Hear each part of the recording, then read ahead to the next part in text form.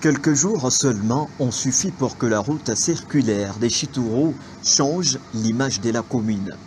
Sous l'impulsion majestueuse du gouverneur des provinces Jacques Kiabula Katoué, de la couche de la fondation à la couche des bases jusqu'à celle des roulements, les travaux évoluent sans faille sous les orientations techniques du directeur Cassi de l'entreprise Mexco qui exécute les travaux et du chef des brigades de l'Office des voiries et drainages, OVD en sigle, Moulekin Kouloumark.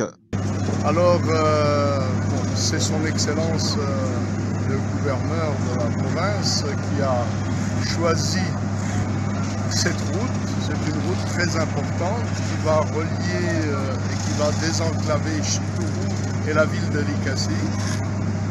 Les travaux que nous faisons sont des travaux très importants. Comme vous pouvez le constater, la qualité est au rendez-vous et nous nous employons à faire en sorte que le travail qui est fait soit un travail de qualité. Même si nous sommes à la cité, nous devons démontrer que nous faisons un travail de qualité. Même la chèvre est contente de traverser une route asphaltée. L'ingénieur Marc Mouleka précise les étapes par lesquelles est passée la réalisation de cet axe routier. On est sur l'avenue circulaire, c'est-à-dire l'avenue circulaire, elle est longue de 3500 mètres. Elle est en train de relier la commune, elle doit relier la commune de Chituro à la commune de Likasi, passant par le camp SNCC. Aujourd'hui, on est au premier tronçon, au croisement Chituro vers le pont. Présentement, on est à l'étape de la couche de roulement. On a eu à terminer toutes les étapes, vous étiez présents, couche de fondation, couche de base, imprégnation, essai géotechnique. Aujourd'hui, on est en train de poser la couche de roulement et vous le voyez très bien sur le chantier. Après le prélèvement de la température des enrobés qui doit être au-delà de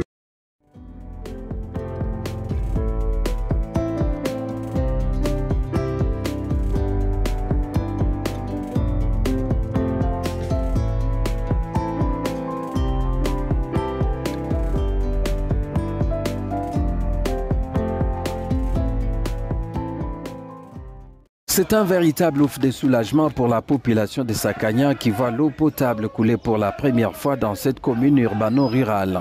Ceci est le fruit de l'achèvement du vaste projet d'adduction et de distribution d'eau potable réalisé en partenariat avec l'entreprise minière Frontier SA dans le cadre de sa responsabilité sociétale, a dit son directeur général à cette occasion en relevant le concours du gouvernement provincial, de la SNEL et de la Régie des eaux. Devant la population de Sakanya, le gouverneur Jacques Kiabula Katoué, qui a effectué le déplacement à la tête d'une forte équipe de ministres provinciaux, a salué cette réalisation qui se conforme à la vision du chef de l'État Félix Antoine Tshisekedi. Le président de la République nous a demandé que la solution d'adduction d'eau potable soit trouvée à Sakanya. Et l'entreprise Frontier SA, dans le cadre de sa responsabilité sociétale, a accepté d'aider cette population. Cette entreprise a adhéré à la vision du président Félix Tshisekedi en donnant une eau potable aux habitants de Sakanya. Solution ya maï pour la population à Sakanya. Nous devons être unis. Unissons-nous comme un seul homme derrière notre président de la République pour que cette commune rurale se développe. Aussi, soutenons tous l'entreprise Frontier SA pour que Sakanya aille de l'avant. Être ensemble avec la société Frontier pour que Sakanya ait tout et de développer.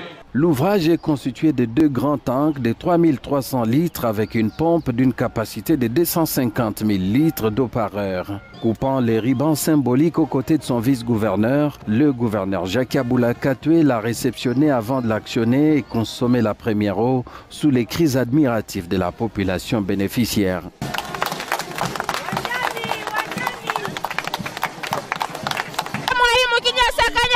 Nous bénissons Dieu et nos autorités pour nous avoir octroyé de l'eau potable.